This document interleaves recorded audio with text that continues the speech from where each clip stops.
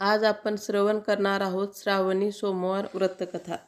8 पाट नगर होतं, तिथं एक ब्राह्मण राहत असे। त्याचा एक शिष्य होता, तो रोज तळ्यावर जाई, स्नान करी, शंकराची पूजा करी।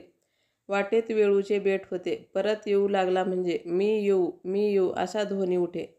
हा मागे पाही, तो तिथं कोणी नाही। त्या भीतीनं तो वाळू लागला, तेव्हा त्यास गुरुनं विचारलं, खायला प्यायला वाण नाही बाबा, असा रोड का? खायला प्यायला वाण नाही, हाल नाही, अपेष्टा नाही।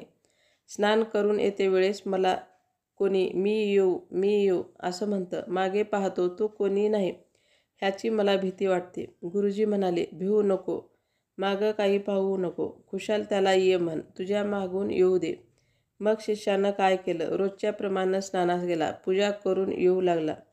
मी येऊ असा ध्वनी आला, ये असा जवाब दिला, पण मग काही त्यानं मागं पाहिलं नाही, चालत्या पावली घरी आला। गुरुजीनं पाहिलं की बरोबर एक मुलगी आहे, त्या दोघांचं लगीन लावलं, त्यांना घर दिलं। त्यानंतर काय झालं, श्रावणी सोमवार आला, बायकोला म्हणू लागला, माझी वाट पाहू नको, उपाशी राहू नको। आपण उठला, शंकराची पूजेला गेला। हिनं थोडी वाट पाहिली, स्वयंपाक करून जेवायला बसली। एक घास तोंडात घातला, इतक्यात पती आला। आग दार उघड। पुढचं ताट पलंगाखाली लोटून दिलं, हात धुतला, दार उघडलं, पती घरात आले, नित्य नेम करू लागले। पुढे दुसरा सोमवार आला, त्या दिवशीही असंच झालं। असे 4 सोमवार झाले। सरता सोमवार आला, रात्री नवल झालं, दोघे जण पलंगावर गेले, पलंगाखाली उजेड दिसला। हा उजेड कशाचा? ताटी भरल्या रत्नांचा।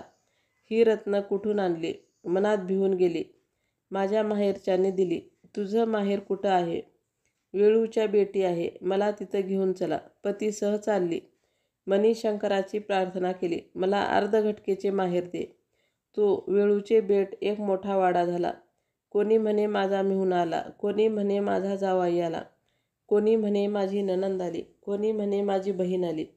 दासी बटकी राबत आहेत, शिपाई पहारा करत आहेत, बसायला पाट दिला, भोजनाचा थाट झाला, जेवण झाली, सासू सासऱ्यांची आज्ञा घेतली, घरी परतले। अर्ध्या वाटेत आठवण झाली, खुंटीवर हार राहिला, तेव्हा उभयता परत गेली। घर नाही, दार नाही, शिपाई नाही, पहारे नाहीत, दासी नाहीत, बटकी नाहीत, एक वेळूचं बेट आहे, तिथे हार पडला आहे। हार उचलून गळ्यात घातला।